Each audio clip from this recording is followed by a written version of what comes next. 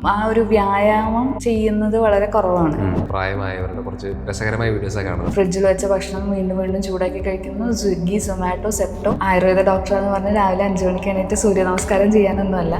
Social media തുറന്നു കഴിഞ്ഞാൽ ഇപ്പോൾ ശരിക്കും പറഞ്ഞാൽ 90s കിഡ്സിന്റെ അല്ലെങ്കിൽ ഒരു 30+ പ്രായമായവരുടെ കുറച്ച് രസകരമായ വീഡിയോസ് കാണുന്നത്. അതായത് ഇപ്പോൾ അവര് എണീക്കുന്ന സമയത്ത് നടുവിൽ നിന്ന് ശബ്ദം കേൾക്കുന്നു, നടുവേദന, 30 വയസ്സ് കഴിഞ്ഞവർക്ക് മുട്ടുവേദന.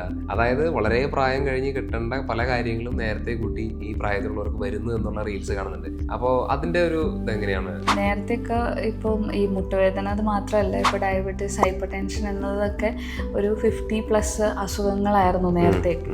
ഇപ്പോൾ പക്ഷെ അത് വളരെ ചെറുപ്പത്തിൽ 30-35 വയസ്സാകുമ്പോഴത്തേനും ആൾക്കാർ രോഗങ്ങളുടെ അടിമയായിട്ട് മാറുകയാണ്. ആരോട് ചോദിച്ചാലും നടുവേദനയാണ്, മുടി കൊഴിച്ചിലാണ്, ക്ഷീണമാണ്, തളർച്ചയാണ്. ഇത് സ്ഥിരം കേൾക്കുന്നതാണ്. ഇതിന്റെ മെയിൻ കാരണം ഇപ്പോഴത്തെ ലൈഫ് സ്റ്റൈലാണ്.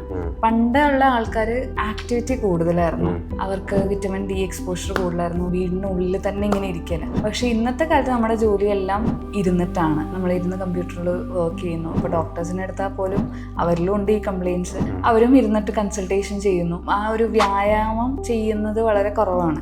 അതിൻ്റെ ആണ് ഈ കാണുന്ന മാറ്റങ്ങളൊക്കെ. വെയിറ്റ് കൂടുന്നു, അത് കാരണം വരുന്ന നടുവേദനകളുണ്ട്.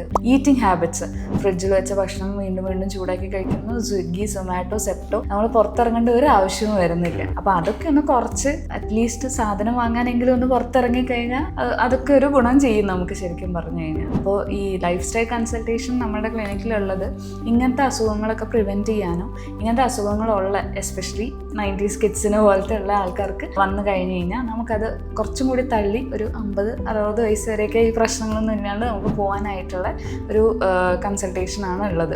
ആയുർവേദ ഡോക്ടറാന്ന് പറഞ്ഞ് രാവിലെ 5 മണിക്ക് എണീറ്റ് സൂര്യ നമസ്കാരം ചെയ്യാനൊന്നുമല്ല. നമ്മുടെ ഇപ്പോഴത്തെ ലൈഫ് സ്റ്റൈലിൽ വെച്ചിട്ട് നമുക്ക് എന്തൊക്കെ ചെയ്യാൻ പറ്റും എന്നുള്ള സജഷൻസ് ആയിരിക്കും നമ്മൾ കൂടുതലും തരുന്നത്.